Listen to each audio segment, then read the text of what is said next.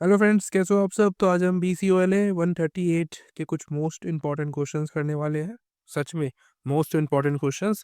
Business communication नाम की आपकी बुक है, उसी में से ही ये क्वेश्चंस है और ये क्वेश्चंस प्रीवियस ईयर के हैं, तो वहाँ से मैंने उठाए हैं। मुझे लगा कि इंपॉर्टेंट है, एग्जाम में आ सकते हैं, तो मैंने रख दिया है। ठीक है, अब ऐसा मैं कभी भी नहीं बोलता हूँ कि यही आएंगे। पॉसिबिलिटीज ये रहती है कि भाई आनी चाहिए, मुझे ऐसा लगता है, इसलिए मैं करा भी रहा हूँ। अदरवाइज क्यों, मेरे को जरूरत क्या थी जो कराने की। लेकिन आपको ये लेके चलना है कि क्वेश्चंस है इंपॉर्टेंट, लेकिन अगर आपको कहीं और से मिलता है कुछ, तो आप उसको भी पढ़ सकते हो। ठीक है, और ऐसी वीडियोस PYQ सॉल्विंग की मैंने बहुत सारी बना रखी हैं। आपको देखनी है, आपको चाहते देखने की, तो आप जाकर देख सकते हैं। पूरा यूट्यूब चैनल पड़ा हुआ है मेरा, उसमें दुनिया भर की प्लेलिस्ट मिल जाएंगी आपको, ऐसे ही कंटेंट से भरी हुई। तो शुरू करते हैं आज की वीडियो। तो क्वेश्चंस है, इनके साथ में आंसर्स है, डायग्राम्स के थ्रू मैंने यहाँ पे एक्सप्लेन करने की कोशिश की चीज़ों को, ताकि आपको कम समय में ज़्यादा चीज़ें दिख जाए। जैसे कि देखो, ये क्वेश्चन है, इसका ये आंसर है पूरा। ठीक है, डायग्राम्स के थ्रू ही समझा दिया है मैंने, और आपको टेंशन वगैरह तो लेनी नहीं है बिल्कुल भी कि क्या हो रहा है क्या नहीं हो रहा है। मैं आपको सब कुछ एक एक पॉइंट करके बताऊंगा। लेकिन उससे पहले ये खाली पेज लिया हुआ है, इसका कुछ काम है, तो बताने के लिए कि आपको आंसर्स लिखना कैसे है। देखो, सबसे पहला हमारा क्या होता है, इंट्रोडक्शन पार्ट होता है। ठीक है, तो यहाँ पे मैं लिखता हूँ इंट्रो। यहाँ पे जो पूरा एक एरिया होता है ना, आपको इंट्रो में लिखना होता है, यानी कि 4 से 5 लाइन आपको इंट्रोडक्शन लिखनी होती है। कोई भी आप आंसर शुरू करते हो ना क्वेश्चन का, तो उसमें आपको लिखनी होती है। एटलीस्ट आपको 4 से 5 पेज भरने हैं यार एक क्वेश्चन के, तो सोच समझ के आपको आंसर लिखना है। ठीक है, और काफ़ी सारे पेज भरने पड़ते हैं उसके लिए, तो वर्ड्स लिखने पड़ते हैं, आपको आना भी तो चाहिए ना उतना। तो इंट्रोडक्शन आप लिखोगे तो थोड़ा बहुत पेज भर जाएगा आपका। ठीक है, और फिर मेन बॉडी आती है। ठीक है, मेन बॉडी से मतलब है कि जो इतना पार्ट है ना, आपको मेन बॉडी भरनी है। मतलब शुरुआत करते हो, फिर मेन बॉडी आती है। मेन बॉडी में क्या होता है, जो मैं बताने वाला हूँ आपको, पॉइंट्स लिखोगे आप, डायग्राम बनाओगे, उनको एक्सप्लेन करोगे। ठीक है, मेन बॉडी होगी, उसके बाद लास्ट में आपका क्या करोगे, यहाँ पे कंक्लूजन लिखोगे। सभी चीज़ का कंक्लूजन होता है, तो यहाँ पे भी आपको वही काम करना है, कंक्लूजन लिखना सभी का। ठीक है, लास्ट में जो 2-3 लाइन का हो सकता है वो, अब ज़्यादा भी कर सकते हो, कम भी कर सकते हो, आपकी मर्जी है। तो लिखना है, लेकिन मेरा कहने का मतलब ये दिखाया ऐसा है, इसलिए दिखाया क्योंकि आप इसको समझ सको और करो। ठीक है, इसको फॉलो अप करो। तो शुरू करते हैं आज की वीडियो। सबसे पहला जो क्वेश्चन है वो है पोस्चर एंड गेस्चर के ऊपर। तो कम्युनिकेशन की तो यही चीज़ है ना, पोस्चर एंड गेस्चर, यानी कि ये आपका नॉन वर्बल कम्युनिकेशन के अंदर आता है। लेकिन हमारी जो बोलने से पहले लोग हमारी जो है पर्सनैलिटी देखते हैं कि भाई बंदा खड़ा कैसे है, कॉन्फिडेंट तो है या नहीं है। ठीक है, उसकी हैंड गेस्चर्स कैसे हैं, उसके अंदर कॉन्फिडेंस, उसका चेहरे पे स्माइल, सब कुछ। ठीक है, कि भाई बंदा सीना तान के खड़ा हुआ है और एकदम कॉन्फिडेंट लग रहा है, तो उससे बात करने में अलग ही मजा आएगा आपको भी, और आपको भी बात करने में मजा आएगा अगर आप ऐसे अपने आप को प्रेजेंट करते हो। ठीक है, तो प्रेजेंट करने के लिए पोस्चर एंड गेस्चर बहुत इंपॉर्टेंट है, वही मैंने लिखा है। तो यहाँ पे एक छोटा सा इंट्रो, आपको भी ऐसे ही लिखना है। ठीक है, ऐसे ही शुरू करना है, और फिर आपको डायग्राम बना सकते हो आप, आपकी मर्जी है। अदरवाइज आपको इनको एक्सप्लेन करके लिखना, तो आप वो भी कर सकते हो। पर मेरा ये सजेशन रहेगा कि आप डायग्राम्स बनाओ। ठीक है, डायग्राम्स बनाने के बाद उन चीज़ों को एक्सप्लेन कर दो। ठीक है, 2 से 3 लाइन में आपका जो है काम इजीली हो जाएगा। जैसे कि पोस्टर के ऊपर मैंने काफ़ी सारी चीज़ बता रखी है, जैसे कि सबसे पहले होता है होल्ड देयर बॉडी। तो बेसिकली पोस्टर के अंदर आप क्या करते हो, अपने आप को होल्ड करते हो, और जो स्टेंस होती है आप उसको अपने आप को मतलब कड़क रखते हो, एकदम बढ़िया से आप प्रेजेंट करने की कोशिश करते हो। खड़े होने का सब तरीका सही होना चाहिए। अगर आप बैठे हो, तो बैठे रहने का भी तरीका होता है, ऐसा नहीं कि आप गिरे हुए एकदम बैठे हुए हो। तरीका होता है मतलब बैठने का, कि भाई हाँ आप अटेंटिव हो, सामने वाले व्यक्ति से आप बात करो तो लग रहा है कि हाँ आप बात ही कर रहे हो, है ना। ऐसा नहीं लग रहा है कि आपके ऊपर जबरदस्ती वो बात कर रहा है आपसे, ऐसा नहीं लगना चाहिए। तो कॉन्फिडेंसी जो होती है वो आपके पोस्टर से और गेस्चर से ही आती है, राइट। तो ये सब चीज़ें हैं, आपको टेंशन वगैरह जो है ये सब आपको याद रखना है इसमें। It can be reflect a person mood. ठीक है, तो आपके पर्सन मूड मतलब यानी कि आपकी कॉन्फिडेंस दिखाई देता है भाई। अगर आप बात कर रहे हो, अगर आपके अंदर कॉन्फिडेंस है, सामने वाला भी आपसे बात करने में मजा आएगा उसको भी। ठीक है, अगर आप पहले ही थके हुए हो, ठीक है, थकेले तरीके के आदमी हो, तो सामने वाला आपसे बात करने के लिए झिझकेगा कि यार ये व्यक्ति कैसा है ना, इसको देख के तो मेरे अंदर नेगेटिविटी आ रही है, तो वो ना हो। ठीक है, उसका आपको ध्यान रखना है। तो इसका एग्जाम्पल मैंने लिख दिया है, आपको भी एग्जाम्पल्स दिखने हैं। देखो, जगह जगह पे मैं आपको गाइड कर रहा हूँ ना, ये बहुत इंपॉर्टेंट चीज़ें हैं। आपको एग्जाम्पल्स भी साथ में रखने हैं कि भाई क्या होता है पोस्चर। ठीक है, तो good posture characterized by an upright spine and relaxed shoulder। तो यानी कि आप खड़े हो एकदम, ऐसा भी नहीं है कि तंगे खड़े हो कि भाई आपकी कंधे एकदम हुए पड़े खड़े हुए हैं और आप थके हुए हो, नहीं। तरीके से आप मतलब रिलैक्स होकर खड़े हुए हो मजे से, हाँ मैं बात कर रहा हूँ, कोई दिक्कत नहीं है। जैसे कि हम कैजुअली बात करते हैं अपने दोस्तों के साथ खड़े होकर, कॉन्फिडेंस फील करते हैं, वैसे ही है ना। लेकिन वहाँ पे एक बिजनेस के अंदर आपको थोड़ा सा कॉन्फिडेंशियल होना पड़ता है, प्रोफेशनल होना पड़ता है। तो वो भी आपको याद रखना है कि आप अपने दोस्त के साथ नहीं खड़े हो, आप अपने कलीग के साथ खड़े हुए हो, ठीक है। तो वो सब चीज़ें आपको याद रखनी है। अब मतलब बुक में लिखा हुआ है तो बता रहा हूँ मैं आपको, ये तो आपको भी ये चीज़ काम आएँगी एट द एंड, जब भी आप जॉब कर रहे होंगे तो आपको ये सब चीज़ें काम आती है। और उसके बाद आता है आपका गेस्चर। गेस्चर में क्या होता है, जैसे कि मूवमेंट्स ऑफ हैंड, अभी मैं आपको बता रहा हूँ तो मेरे हाथ भी चल रहे हैं साथ-साथ में, ठीक है? मैं टैबलेट पे बैठा हुआ हूँ, मतलब टैबलेट का यूज़ कर रहा हूँ, तो टैबलेट मेरे हाथ में रखा हुआ है, मतलब टेबल पे, और मैं अब हाथ से चीज़ों को एक्सप्लेन करने की कोशिश कर रहा हूँ आपको, क्योंकि आप मेरे को देख नहीं सकते, तो बता नहीं पाओगे, लेकिन मेरा आर्म्स वर्क कर रहे हैं, मेरे हैंड्स, मेरी बॉडी जो है वो मूव कर रही है, क्योंकि इससे आपको कॉन्फिडेंस फ़ील होता है, ठीक है? अगर आप 100 लोगों के सामने खड़े होके स्पीच दे रहे हो, तो कुछ लोग क्या है, झिझकते हैं और अपने आप को छुपाते हैं कहीं कि भाई छुप जाऊँ कैसे भी करके। तो वो क्या है, गेस्चर आपका कमज़ोर है, ठीक है? वहाँ पे ये दिखता है, यानी कि पोस्चर नहीं है, आपके अंदर गेस्चर नहीं है, वो सब चीज़ें होनी चाहिए, ठीक है? इसी को हम कहते हैं गेस्चर। आपके हैंड मूवमेंट्स, एक देखो हैंड मूवमेंट्स भी ऐसा नहीं कि फालतू के कर रहे हो, आप दुनिया भर के हाथ फेंक रहे हो, नहीं, तरीके से एक एक आपके एक एरिया होता है, जैसे कि उसको बोलते हैं ट्रायंगल, तो आपके हैंड जो है वो ट्रायंगल के अंदर घूमने चाहिए और काफ़ी ज़्यादा बाहर ना निकले, ताकि सामने वाले को दिक्कत ना हो। ये सब ध्यान रखते हुए आपको गेस्चर्स का भी इस्तेमाल करना होता है, ठीक है? जैसे कि आप हेलो करते हो किसी से, कि भाई हाँ, हैंड आपने आगे किया, बोला हेलो सर, तो कॉन्फिडेंस के साथ में हेलो सर। उसके बाद गुड बाय बोल रहे हो तो टाटा करते हुए, जैसे कि हम करते हैं ना, बचपन में सीखते हैं, तो वो सब आपको यूज़ करना है। बस सिंपल सी चीज़ें हैं पोस्चर और गेस्चर में। इनको अगर आप सवाल आ गया ये वाला, तो आप अब इसको कर दोगे, ठीक है? I believe in you. Second question है, देखो छोटा-छोटा लिखा हुआ मैंने, बस मैंने आपको क्या काम सौंपा है कि आपको इनको एक्सप्लेन करना है, इतना तो आप कर ही लेते हो ना। आपको स्टोरी बनाने में आप लोग माहिर होते हैं, मुझे पता है। एक पॉइंट मिल जाए बस, उस पे पूरी रामायण लिख दोगे। तो ये इसलिए मैंने ऐसे लिखा है, ठीक है? आपको कंटेंट मिल गया, और क्या चाहिए यार? दूसरा क्वेश्चन है, communication is the lifeline of a business organisation, elaborate. तो बेसिकली एक्सप्लेन करने के लिए कह रहा है, बताने के लिए कह रहा है कि भाई बताओ, विवरण दो। हिंदी में बोलते हैं ना, तो सब्जेक्ट आपको समझ में आ गया है कि क्या पूछ रहा है, कि भाई जो कम्युनिकेशन है वो लाइफलाइन है, ठीक है? बिज़नेस के लिए अगर कोई भी बिज़नेस कर रहे हो, तो उसके लिए कम्युनिकेशन तो इज़ द की, ठीक है? उसी से आपको सक्सेस मिलेगी। तो मैंने बता रखा है रीज़न्स, ऐसा क्यों है, ठीक है? आपको भी ऐसे लिखना है।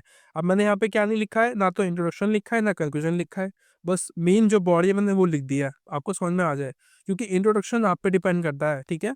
कि आप के दिमाग में क्या चल रहा है, आप क्या शुरुआत करोगे और किससे एंड करोगे, ठीक है? वो आप जब तक लिखोगे नहीं, तब तक आपको आएगा नहीं। मेरा काम था आपको मेन बॉडी बताना, कि भाई उस क्वेश्चन का आंसर कैसे लिखते हैं, है क्या उसके अंदर। बाकी आपके ऊपर है, ठीक है? अगर आप अच्छे राइटिंग आप करते हो, तो डेफ़िनेटली आप कर पाओगे उसको भी। सबसे पहला इसमें होता है टीम वर्क। अब देखो, आपको कम्युनिकेशन ही नहीं कर पाओगे तो लोगों से बात कैसे करोगे? आप टीम में काम कैसे करोगे, है ना? टीम में काम करने के लिए आपको बोलना पड़ेगा भाई सामने वाले को, कि हाँ सर, हेलो, कैसे हो? वगैरह-वगैरह, ठीक है? आपको आइडिया शेयर करने पड़ेंगे, आपको कोऑर्डिनेट करना पड़ेगा, टास्क लड़ने पड़ेंगे, खेलने पड़ेंगे, ठीक है? ये सब चीज़ें करनी पड़ती है अगर आप टीम में हो, ठीक है? और आइडिया एक्सचेंज नहीं कर पाओगे आप, आपको आपके पास कम्युनिकेशन नहीं है, तो आप कैसे बता पाओगे कि मेरे दिमाग में चल रहा है? क्या हम ये यूज़ कर सकते हैं? क्या पता आपका आइडिया बहुत अच्छा हो, लेकिन आपको बता ही नहीं, आप बता ही नहीं पा रहे हो, आपको बताना आता ही नहीं है उस आइडिया को, तो फिर कैसे हो पाएगा, है ना? उसके बाद अंडरस्टैंडिंग कस्टमर नीड्स, यानी कि जो भी आपके कलीग्स हैं, जो भी आपके कस्टमर्स हैं, उनको आपको समझना पड़ेगा कि भाई सामने वाला बोल क्या रहा है ना? तभी तो आप उनको बता पाओगे, सॉल्यूशंस दे पाओगे, राइट? ट्रांसपेरेंसी होनी चाहिए। अगर आप ऐसे व्यक्ति हो जो कि बस काम करते हो और चले जाते हो घर पे, तो आपको कोई भी पसंद नहीं करेगा। कौन किसको पसंद किया जाता है बेसिकली जॉब्स वगैरह में? जो कि एक्टिव हो, जो सबसे बात करे, हेलो हाय करे, हाँ गुड मॉर्निंग सर, कैसे हो, वगैरह वगैरह, है ना? ऐसे लोग सबको पसंद आते हैं, ठीक है? और फीडबैक लूप्स, तो बेसिकली क्या है, फीडबैक देना भी आना चाहिए आपको, फीडबैक लेना भी आना चाहिए, ठीक है? सामने वाले से आपका, अगर आप एक सेल्स मैन हो, सेल्स पर्सन हो, या सेल्स वीमेन हो, तो वहाँ पे आप सामने वाले जैसा जो आपका कस्टमर है, तो आपको उससे फीडबैक लेना पड़ेगा, है ना? और आप उसको फीडबैक भी दोगे कि सर, आपसे बात करके बहुत अच्छा लगा, है ना? तो ये नॉर्मल चीज़ें हैं, बहुत छोटी-छोटी सी बातें हैं, आपको याद रखना है। इनको बस एग्ज़ाम में इनको आप बस उड़ा देना। उसके बाद बिल्डिंग रिलेशनशिप्स, यानी कि दोस्ती करने के लिए भी आपको बात करनी पड़ती है भाई। है ना, वैसे ही बिजनेस में भी होता है। डिसीजन मेकिंग आपको करने के लिए आपके पास तर्क होने चाहिए ना, तो वो भी इंपॉर्टेंट है। तर्क मतलब रीजन होने चाहिए कि भाई आप ऐसा क्यों कह रहे हो। और अडॉप्टेबिलिटी होनी चाहिए आपके अंदर। अडॉप्टेबिलिटी नहीं हो पाएगी तो कैसे काम चलेगा, ठीक है, कम्युनिकेशन में। अब देखो सामने वाला, देखो हम क्या, अडॉप्टेबिलिटी का मतलब क्या होता है कि अगर सामने वाला जिस तरीके से आपसे बिहेव करता है, आपको भी उसको वैसे ही करना पड़ेगा, है ना। एज जैसे आपको मिलेगा वैसे ही आप करोगे, ठीक है। सामने वाला जो आपको देगा वैसे ही तो हम बिहेव करते हैं नॉर्मली, ये तो सबको पता ही है। और सेकंड क्वेश्चन है, what do you mean by business report, explain. ठीक है, एक्सप्लेन करना है उसका नेचर और इम्पोर्टेंस, ठीक है।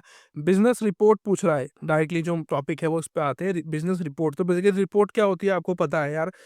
जो भी हम, देखिए जो भी काम हो चुका है पहले उसका एकदम पूरा जो है खाका तैयार कर लेते हैं कि भाई ये होने वाला है या ये हुआ था, ठीक है। यानी कि उसमें डाटा होते हैं, फैक्ट्स होते हैं, एनालाइज रिसर्च की होती है आपने चीज़ों के ऊपर, कंक्लूजन्स यानी कि जो निष्कर्ष होते हैं वो उसमें लिखे हुए होते हैं, और रिकमेंडेशंस लिखी होती हैं फ्यूचर के लिए कि भाई हम आगे हम क्या कर सकते हैं, ठीक है। तो ये होती है आपकी रिपोर्ट तैयार करना, ठीक है। अब देखो रिपोर्ट वो ऐसे भी कभी कभी आप कह सकते हो कि भाई रिपोर्ट जो नहीं हुआ है उसकी भी हम मना लेते हैं कि भाई ये होने वाला है। और रिपोर्ट मोस्टली हम बात करते हैं उन चीज़ों की जो कि हो गया है, ठीक है, जो कि काम हो चुका है उसकी रिपोर्ट बन के तैयार होती है कि भाई ये काम हुआ था, ठीक है। तभी तो आप उसमें कंक्लूजन लिख पाओगे, है ना। तो कंक्लूजन वहीं पे लिखते जा पे वो चीज़ हो चुकी होती है, ठीक है। जैसे कि आप आंसर लिख के पूरा बैठ जाओगे, उसके बाद आप लास्ट में बताओगे कि इसका निष्कर्ष क्या निकला, ठीक है, कंक्लूजन क्या हुआ उसका लास्ट में। उसके बाद नेचर की बात करें तो छोटे से में लिख देते, वो 3-4 पॉइंट है इसके, जैसे कि फैक्चुअल इंफॉर्मेशन होती है इसके अंदर, स्ट्रक्चर्ड होता है पूरा, जो आपका रिपोर्ट्स होती है वो पूरी एक तरीके से लिखी हुई होती है, ठीक है। उसमें इंट्रोडक्शन होता है और कुछ फैक्ट्स और क्या बोलते हैं डाटा होते हैं, ठीक है। और मेन बॉडी होती है जो कि काम हुआ है उसके अंदर, और फिर कंक्लूजन होता है, ठीक है। और फिर लास्ट में होता है रिकमेंडेशंस कि क्या आगे हो सकता है, इसमें क्या क्या हम ठीक कर सकते हैं। अब एग्जाम्पल के लिए आपने स्कूल में कोई फंक्शन कराया, ठीक है, तो फंक्शन में जो भी काम हुआ वो सब आप लिख दोगे उसके अंदर। फिर लास्ट में जो रिकमेंडेशन की बात आएगी तो फ्यूचर के लिए आप ध्यान रखने के लिए कि भाई इसमें ये कमी हुई है हमारे से, तो उन कमियों को ना दोहराए, इसलिए आप रिकमेंडेशन में लिखोगे कि भाई ये चीज़ें कमी हुई है, इनको हम अगली बार नहीं करेंगे, रिपीट नहीं करेंगे, अगली बार इनको हम अच्छा करने की कोशिश करेंगे, ठीक है। गलतियाँ सबसे होती है। और कंशाइज यानी कि बहुत ही कम शब्दों में लिखने की कोशिश करोगे आप रिपोर्ट को। रिपोर्ट देखो 2 से 3 पेज में होती है मोस्टली, तो बहुत छोटी होती है रिपोर्ट, उसमें ज़्यादा कुछ नहीं होता है, ठीक है। मेन मेन बातें होती है बस, खत्म। और ये इसमें डाटा से चलता है पूरा, ठीक है। डाटा के बिना रिपोर्ट बेकार है। रिपोर्ट का मतलब ही डाटा होता है मेनली, ठीक है। उसके बाद आता है इसके इम्पोर्टेंस के बारे में। तो इम्पोर्टेंस में क्या है, प्रोवाइड वैल्यूएबल इंसाइट्स यानी कि प्लानिंग्स और डिसीजन मेकिंग, प्रॉब्लम सॉल्विंग, ये सब चीज़ों को आपको क्या आप फ्यूचर में कर सकते हो ये आपको बताती है, ठीक है। रिपोर्ट्स मैंने आपको बताया ना कि भाई कोई गलती हुई है तो उसको ठीक करने के लिए आपको प्लानिंग करने में मदद करेगी कि भाई इसमें हमने गलती की थी तो ये दोबारा ना दोहराई जाए, ठीक है। और अकाउंटेबिलिटी यानी कि जवाबदेहीता को बढ़ाता है ये, ठीक है। कि भाई कोई पूछ ले आपका कोई बड़ा बॉस कि भाई क्या क्या हुआ था, मुझे रिपोर्ट दो उस चीज़ की, तो आप दे तो दोगे कि भाई ये हुआ था सर, इसमें इतना खर्चा आया, इसमें इतना खर्चा आया और ये चीज़ें थी, खत्म, है ना। उसके बाद परफॉर्मेंस मॉनिटरिंग यानी कि टूवर्ड्स गोल्स इम्प्रूवमेंट्स, यानी कि अब फ्यूचर के लिए आप क्या देखते हो, है ना। आप जो भी गोल्स है वो अचीव हुए हैं नहीं हुए हैं, जो आप चाहते थे बोलना अपनी रिपोर्ट के अंदर, वो हुआ है नहीं हुआ है उसके बारे में यहाँ पे आप देख पाओगे। कम्युनिकेशंस एंड कोलेबोरेशंस यहाँ पे आपको देखने को मिलता है, प्रॉब्लम सॉल्विंग आप कर पाओगे चीज़ों की, और इनोवेशंस यानी कि कुछ नई चीज़ों को हम ऐड कर पाएँगे अपने आने वाले कामों में, आने वाली चीज़ों में, जो भी आप करोगे, जो भी फंक्शंस आप करोगे, उनके लिए। उसके बाद सेकंड क्वेश्चन है, what is mean by a business plan? Describe its elements. तो ये बिज़नेस प्लान क्या होता है? तो business plan basically a written document, plan for achieve them. तो जो भी आपके गोल्स होते हैं, जो भी आप अपकमिंग जो भी आप चीज़ करने वाले हो, उनको प्राप्त करने के लिए जो भी आप सोचते हो उनको हम कहते हैं प्लान्स। हम प्लान्स क्यों करते हैं? फ्यूचर में जो भी चीज़ें हम चाहते हैं करना उनके लिए हम प्लानिंग करके रखते हैं कि भाई ये प्लानिंग है मेरी इस चीज़ के लिए। जो भी हम जैसे बिज़नेस प्लान करते हैं तो उसके लिए भी हम करते हैं। घर में बैठ के नॉर्मली आप हम सभी लोग करते हैं नॉर्मली, तो उसी को कहते हैं। तो ये एक तरीके का क्या है, रोड मैप है। रोड मैप मतलब कि फ्यूचर के लिए आपको तैयार करता है, ठीक है? ताकि आपसे कोई गलती ना हो। इसमें की एलिमेंट्स क्या है कि भाई एग्जीक्यूटिव समरी होती है, यानी कि जो भी आपने किया है उसका एक समरी, समरी तो पता है ना आपको, एक बहुत बड़ी चीज़ों को छोटे में लिख देना को समरी कहते हैं, ठीक है। तो एक समरी हो जाती है इसमें। और मार्केट एनालाइज आप करते हो, यानी कि पूरी इंडस्ट्री को देखोगे। अब देखो, आप बिजनेस प्लान बना रहे हो तो उसके लिए आप क्या देखोगे पहले कि भाई आप क्या क्या करने वाले हो, ठीक है। बहुत सारी चीज़ें होती है, उसको छोटे में लिख दोगे कि भाई ये मैं करने वाला हूँ, ठीक है। उसके बाद आप बिजनेस में क्या करते हो, मार्केट प्लान देखते हो, भाई मार्केट में क्या डिमांड है, क्या लोग चाहते हैं, क्या नहीं चाहते हैं, मेरी मार्केट कौन सी है। अब देखो, आपने एग्जांपल के लिए बच्चों के लिए टॉय बनाने का आपको सुझाव आया कि भाई मैं टॉय बनाऊंगा बच्चों के लिए, कोई भी छोटा मोटा हो गया, ठीक है, खिलौना जो होता है, ये क्या हो गया, आपका बिजनेस प्लान हो गया। तो उसके लिए आप क्या करोगे, मार्केट सर्च करोगे कि भाई आपके लिए कौन सी मार्केट बेस्ट है, ठीक है। यानी कि आपके लिए बच्चे जो है, जो ऑडियंस है आपकी कौन है, छोटे बच्चे। तो इसको आप देखोगे, और जो आपकी कॉम्पिटिटर्स है उनको आप देखोगे कि भाई कौन कौन से कॉम्पिटिटर्स है, उनके लिए आपको क्या करना चाहिए, क्या करना पड़ेगा, ठीक है। और मैनेजमेंट्स आप करोगे यहाँ पे। और फंडिंग, यानी कि पैसा कहाँ से आएगा भाई, उसके लिए भी आपको देखना पड़ेगा कि लोन लेना पड़ेगा या क्या करना पड़ेगा। और आप स्ट्रेटजीज बनाओगे कि आपको कैसे सेल करनी है, आपको कैसे फ़ायदा होगा उस सेल से, राइट। और कंपनी डिस्क्रिप्शंस होते हैं, यानी कि companies goals, history, legal structure, ये सब। यानी कि अब देखो, कोई भी काम करोगे इंडिया में तो आपको बहुत सारी लीगल चीज़ों का ध्यान रखना पड़ेगा, इंडिया में नहीं, सब जगह पे। और आपके टैक्स कितना जाएगा वो भी आपको देखना पड़ेगा, ठीक है। आप कुछ देखो, बिजनेस में क्या होता है, हमें कुछ चीज़ें शुरुआत में जेब से लगानी पड़ती है ना। मतलब 6 साल महीना जो है, 6 महीने से साल भर में आपको जेब से पैसे लगाने पड़ते हैं अपनी कामों में, जो भी आप बिजनेस प्लान करते हो। तो उसके लिए आपको एक सोच रखनी पड़ेगी कि भाई कंपनी का जो डिस्क्रिप्शन है उसमें ये सब चीज़ें लिखी हुई है, ठीक है।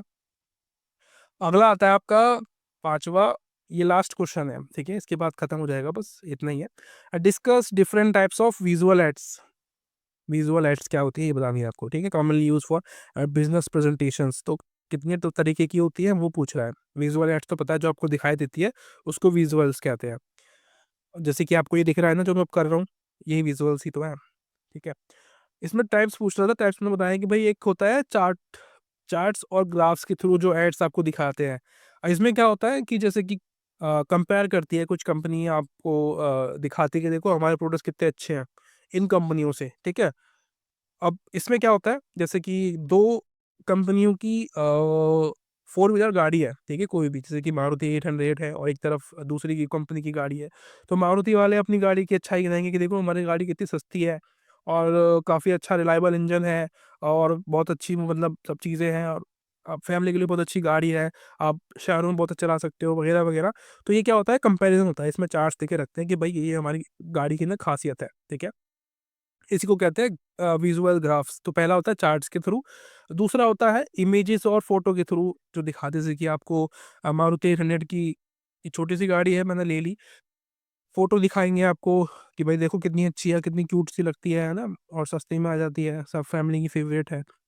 और वीडियोस में दिखाते हैं, अब सबसे बड़ी जो है वो वीडियोस ही है, अब तो वीडियो चलती है मोस्टली। तो इसमें क्या होता है ना, जो प्रोडक्ट होते हैं उसके डेमोज दिखाते हैं, ठीक है, गाड़ी को चलाते दिखाएंगे, है ना, कोई चला रहा है उसको और खुश हो रहा है, इस वगैरह इस तरीके से शो करेंगे, और कस्टमर्स के फीडबैक देंगे कि भाई देखो हमारे कस्टमर्स इस गाड़ी को लेके कितने खुश हैं। अब मैंने गाड़ी का एग्जांपल लिया है, आप किसी और का भी ले सकते हो, आपकी मर्जी है।